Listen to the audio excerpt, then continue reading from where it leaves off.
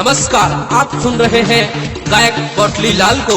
Recording Bajrang music, सासा मूसा, गोपालगंज, बिहार।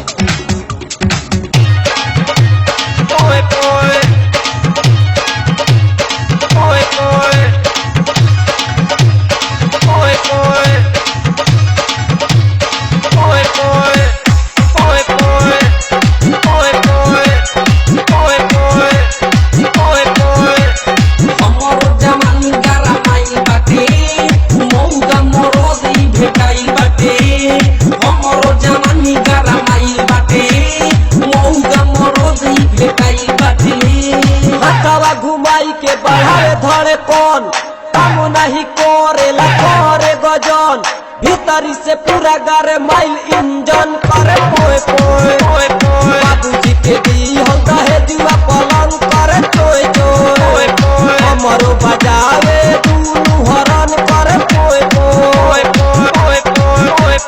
हमरो जमानी गारा माइल बाटे मौगा मोरो दी भेटाई बाटे हमरो जमानी गारा माइल बाटे मौगा मोरो दी भेटाई बाटे।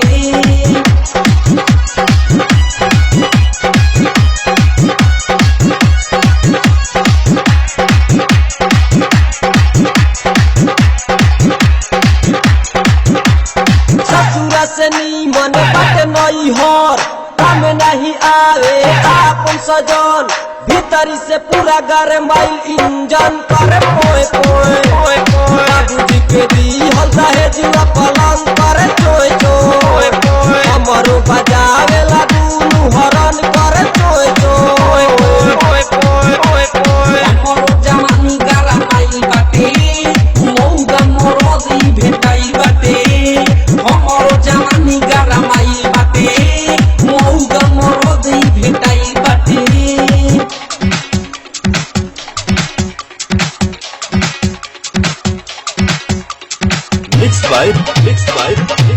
नमस्कार, आप सुन रहे हैं गायक कोटली लाल को। रिकॉर्डिंग बजरंग म्यूजिक, सासा मूसा, गोपालगंज, बिहार।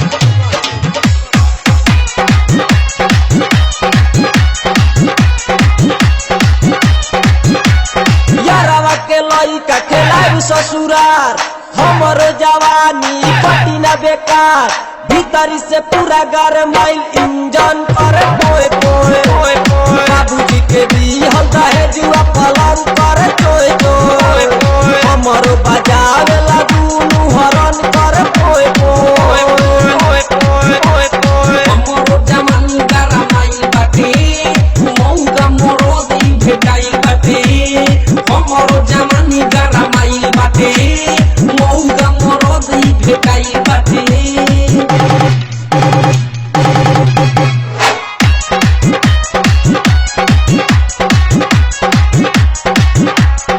बजरंग म्यूजिक आइल बासी जन कोटली लाल होंग बड़े का दबंग भीतरी से पूरा गार माइल इंजन करे पोए पोए बाबूजी के दी हलता है जुआ पलंग करे पोए पोए